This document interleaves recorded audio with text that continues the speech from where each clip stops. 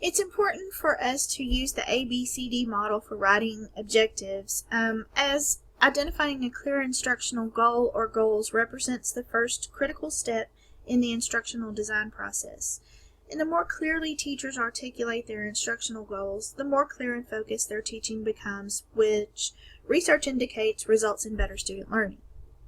The ABCD model breaks instructional objectives into 4 parts, and these parts are audience, which describes who the learners are; behavior, which describes what students will learn or be able to do as a result of completing the instruction; condition describes the circumstances under which the learning will occur, or in other words, describes required resources or materials that students will need access to; and the degree describes the level of mastery students must demonstrate to indicate that they've successfully mastered the objective.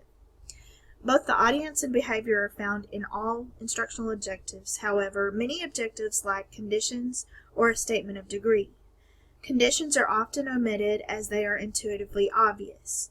For example, a diving coach writing an objective for teaching a backflip would not need to include a condition about a pool and a diving board. Clearly, the diving could not be completed without them.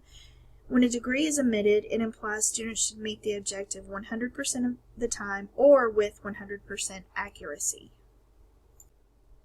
The behavior represents the most critical aspect of an instructional objective. Behaviors are stated using verbs, and not just any verb will do. Objectives require the use of action verbs such as describe, state, identify, compare, analyze, classify, predict, name, or solve. Such verbs describe an observable action on the part of students which can be evaluated by the teacher to determine if the student has mastered the objective. If students don't do anything actively observable, how could the teacher know that they learned anything? Accordingly, verbs such as understand, learn, know, or realize are unacceptable as they don't represent an overtly observable action on the part of students to demonstrate their mastery. The Bloom's taxonomy breakdown can help identify overtly observable action verbs for the different levels of Bloom's taxonomy, which can be used to create well-written instructional objectives. Objectives are directly tied to assessment in that the behavior expressed as an action verb suggests what form appropriate assessment might take. For example, an objective using the verb describe might be assessed with a short answer question. An objective using the verb name might be assessed with a fill-in-the-blank question. An objective using the verb identify might be assessed by a multiple-choice question or by having students circle representative examples of a concept such as images of squares. Objectives using the word solve might be assessed by having students find the solutions to mathematical problems, and objectives using the word compare might be assessed by having students write a paragraph or an essay. You can find examples of well-written objectives in the Unit 5.1 handout, as well as here on the screen you'll see an example of an objective created by an objective builder. Each part of the objective is color-coded, and more information about writing objectives can be found at Penn State Learning Design Community Hub. You'll see here the first condition, the audience, is the student. The behavior will identify all 50 states and capitals. The condition is given a blank map of the United States, and the degree with 90% accuracy. The Word document found here at this link in Unit 5.1 Lesson Plan Map and Graphic Novel content will give you all of the information that you need to know regarding the ABCD model of writing objectives. So be sure, take a look at this, print it out if you'd like. It'll be a good guide for you as you get into Unit 5.1 assignment and go through the steps of rewriting the lesson plan activity objective to be in the ABCD format. And this is what you'll see when you open the document. It takes you through the explanation of the ABCD model. It will also give you examples of well-written objectives and talk a little bit more about activities versus objectives, At the end of this guide, you'll find a section where you can test your knowledge on what you've learned. While it's not graded, I do encourage you to do that. It's going to help you become better at writing instructional objectives, and it's going to help you as you complete your ABCD model portion for this assignment. Okay, so when you take a look at the example inspiration lesson plan map that I've provided for this unit, you'll see here the first step that you're going to complete is the what you're going to teach portion. This is where you're going to write your objective in the ABCD format. So you'll actually take this box here and rewrite, including your audience, behavior, condition, and degree, keeping in mind that condition and degree may or may not be present. And once you've written your objective into the ABCD format, you're going to move on to the methods section of the lesson. Your methods section, as you can see here, is going to be how you're going to teach the lesson.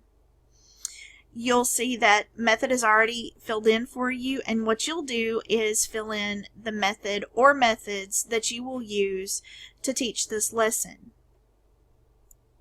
For number 6 here, where the method section identifies the instructional method, you'll want to click this link, and the link is going to take you to Dr. Bob Kislick's instructional methods information.